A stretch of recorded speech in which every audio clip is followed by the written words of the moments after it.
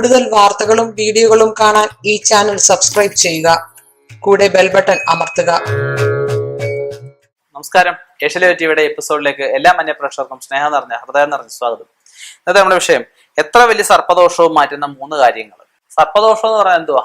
സർപ്പം നമ്മൾ കണ്ണിൽ കാണുന്ന ദേവദാസ് ചൈതന്യമാണ്. സർപ്പം, ഒരാൾ എന്നോട് ചോദിച്ചു, സർപ്പവും നാഗവും ഒന്ന് തന്നെയാണോ എന്ന് ചോദിച്ചു. സർപ്പം വേറെ, നാഗം വേറെ.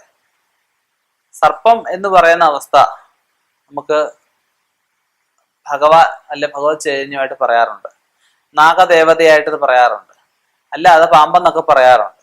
അപ്പം എഴഞ്ഞു കിടക്കുന്നതെല്ലാം ഉരക വർഗത്തിൽപ്പെട്ടതാണ്. എങ്കിലും ഉത്തമ സർപ്പമുണ്ട്, അധമ സർപ്പമുണ്ട്. ഉത്തമ സർപ്പം എന്ന് പറഞ്ഞു കഴിഞ്ഞാൽ ഈ വിരലിന്റെ കനവേ കാണുള്ളൂ, വലിയ നീളം കാണത്തില്ല, സ്വർണ്ണ നിറവായിരിക്കും, നല്ല പ്യുവർ വൈറ്റ് കളറിലും ഉണ്ട്, വെള്ളി കളർ എന്നൊക്കെ പറയും. ഇത് നമുക്കൊരു ഭാഗ്യം ഉണ്ടെങ്കിൽ ഇവരെ കാണാൻ പറ്റുമെന്നുള്ളൂ. ഇവരൊക്കെ എന്തെങ്കിലും കാര്യങ്ങൾ ഉണ്ടായിട്ടായിരിക്കും, ഒരുപക്ഷെ അവർക്ക് എന്തെങ്കിലും ദുരിതം ഉള്ളത് കൊണ്ടോ നമുക്ക് അനുഗ്രഹിക്കാനായിരിക്കും നമ്മുടെ വീട്ടിൽ വന്ന് കയറുന്നത്. ഇവരെ തല്ലിക്കൊല്ലുമ്പോൾ എന്തോ പറ്റും? സർപ്പശാപം ഇല്ല സർപ്പദോഷവും ഉണ്ടാവും. കഴിവതും ഉരകവർഗത്തിൽപ്പെട്ട ജീവികളെ ഒന്നും തന്നെ കൊല്ലാതിരിക്കുക. കൂടുതലായിട്ടും സർപ്പശാപം സർപ്പദോഷവും ഒക്കെ വരുന്നത് ഈ പറഞ്ഞ സൽസർപ്പങ്ങളെ കൊല്ലുമ്പോഴാണ്. മറ്റേത് കൊണ്ട് ഇല്ലെന്നുള്ളതല്ല, ഇത്രത്തോളം കാഠിന്യമേറിയതായിരിക്കില്ല. സൽസർപ്പങ്ങളെ കൊല്ലുമ്പോഴാണ് നമുക്ക് ഈ അവനവും കൊല്ലണമെന്നില്ല, പൂർവികരാരെങ്കിലും ചെയ്താലും മതി. കുടുംബപരമായിട്ട് ദോഷം ഉണ്ടെങ്കിൽ നമുക്ക് അത് ഏൽക്കാനുള്ള സാധ്യതയൊക്കെ പറയുന്നുണ്ട്. ചിലർക്ക് ഈ വെരിക്കോസ് വെയിൻ അങ്ങനെയുള്ളതൊക്കെ ഉണ്ടല്ലേ, അതൊക്കെ ഇതിന്റെ ഭാഗമായിട്ടൊക്കെ പലയിടത്തും പറയുന്നുണ്ട്.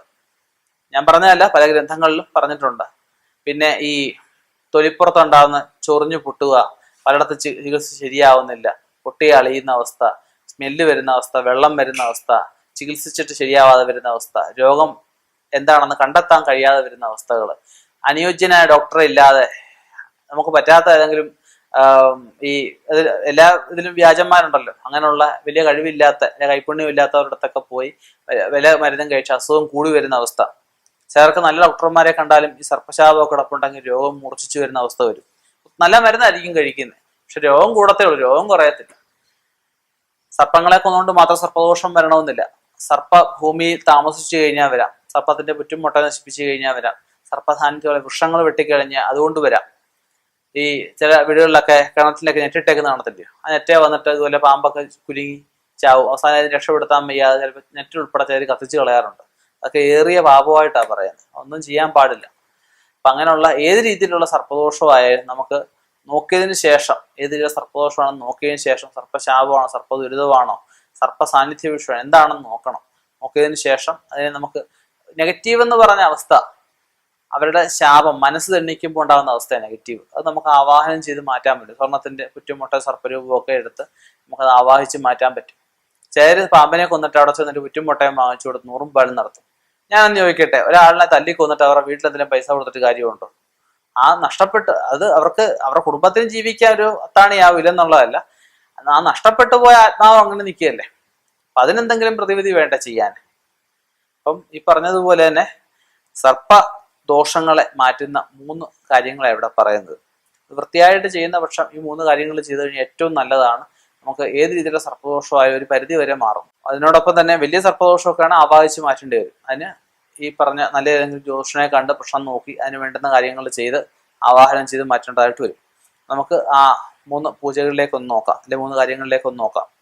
ഒന്നാമത്തേത് സർപ്പബലി പൂജ. അത് വളരെ ചെലവേറിയ കാര്യങ്ങളാണ്. സാധാരണ നമ്മളൊരു ഗണപതി ഹോമം കഴിക്കണമെങ്കിൽ അമ്പലത്തിൽ 50 രൂപ 60 രൂപ കൊടുത്താൽ മതിയാവും അല്ലേ. അതേസമയം വീട്ടിൽ കഴിക്കണമെങ്കിൽ ഏറ്റവും എത്ര രൂപ വേണം? അത് ചുരുങ്ങിയ രീതിയിൽ കഴിച്ചാൽ 3000 5000 10000 അങ്ങനെ എത്ര നമുക്ക് പ്രൗഢിയായിട്ട് എത്ര ആഡംബരപരമായിട്ട് നമുക്ക് ചെയ്യാം. ക്ഷേത്രത്തിൽ ചെയ്യിക്കുന്നത് വീട്ടിൽ ചെയ്യുന്നതായിട്ട് വ്യത്യാസമുണ്ട്, ആനയാടും തമ്മിലുള്ള വ്യത്യാസമുണ്ട്. എന്ന് പറഞ്ഞാൽ സർപ്പബലി ക്ഷേത്രങ്ങളിൽ ചെയ്യാൻ തന്നെ എങ്ങനെ പോയാലും നല്ല ചിലവുള്ള കാര്യമാണ്. അപ്പം അതിൻ്റെയൊക്കെ 2 ഇരട്ടി 3 ഇരട്ടി ആ വീടുകളിൽ ചെയ്യാനായിട്ട് നമുക്ക് കർമ്മസിദ്ധിയുള്ള സർപ്പോപാസന ഉള്ളവരെ കൊണ്ടൊക്കെ വേണം സർപ്പബലി കഴിപ്പിക്കാനായിട്ട്.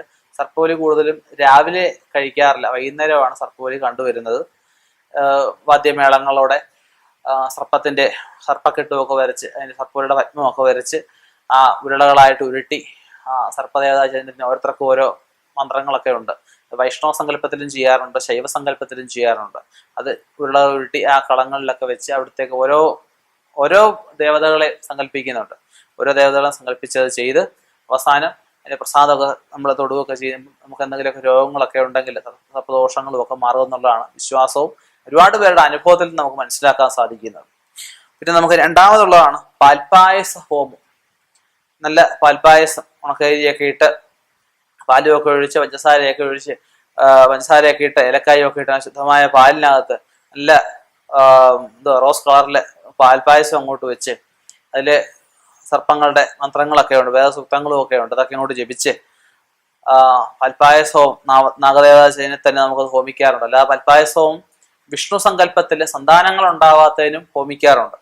ഇത് നമുക്ക് നാഗദോഷം മാറുന്നതിന് പാൽപ്പായസവും ചെയ്യാം. രാവിലെയാണ് അത് കർമ്മം ചെയ്യുന്നത്. പിന്നെ ചെയ്യാവുന്ന ഒരു പൂജയാണ് അഷ്ടനാഗപൂജ. അഷ്ടനാഗപൂജ എന്ന് പറഞ്ഞു കഴിഞ്ഞാൽ നമുക്ക് ജാതകപ്രകാരമുള്ള കാളസർപ്പദോഷത്തിനോടുള്ള ഒരു പരിഹാരമാണ് അഷ്ടനാഗപൂജ. അഷ്ടനാഗപൂജ കൊണ്ട് സർപ്പദോഷവും മാറും. കാളസർപ്പദോഷം ജാതകത്തിലുണ്ടെങ്കിൽ അതും മാറ്റിയെടുക്കാവുന്നുള്ളതേ ഉള്ളൂ. അപ്പൊ ഇങ്ങനെ കഴിവതും ഈ പറഞ്ഞ ഉരകവർഗത്തിൽപ്പെട്ട ജീവികളെ ഉപദ്രവിക്കാതിരിക്കുക. ഇനി ഉപദ്രവിച്ച് പോയിട്ടുണ്ടെങ്കിൽ ഞാൻ ഈ പറഞ്ഞ കാര്യങ്ങളൊക്കെ ഒന്ന് വിശദമായിട്ടൊന്ന് പ്രശ്നം ചിന്തിച്ച് അതിന്മേലുള്ള പരിഹാരങ്ങൾ ചെയ്യുന്നത് നന്നായിരിക്കും. സർപ്പദോഷം എന്ന് പറഞ്ഞാൽ ഇവരുടെ അനുഗ്രഹം വന്നു കഴിഞ്ഞാൽ, സർപ്പദോഷം മാറി ഇവരുടെ അനുഗ്രഹം വന്നു കഴിഞ്ഞാൽ നമുക്ക് നടക്കാത്തതായിട്ടൊന്നും തന്നെ ഇല്ല. പഴയ കാലത്തൊക്കെ നിധി കിട്ടിയെന്നൊക്കെ പറയത്തില്ലേ, അതൊക്കെ സർപ്പങ്ങളുടെ അനുഗ്രഹം വരുമ്പോഴാണ് നിധി കിട്ടുന്നത്. ഇങ്ങനെയൊക്കെയുള്ള കാര്യങ്ങൾ ശ്രദ്ധിക്കുക, മനസ്സിലാക്കുക. ഇനിയും ഇതുപോലെയുള്ള വ്യത്യസ്തമായ വിഷയങ്ങളുമായി കണ്ടുമുട്ടാം. നിർത്തുന്നു. നന്ദി, നമസ്കാരം.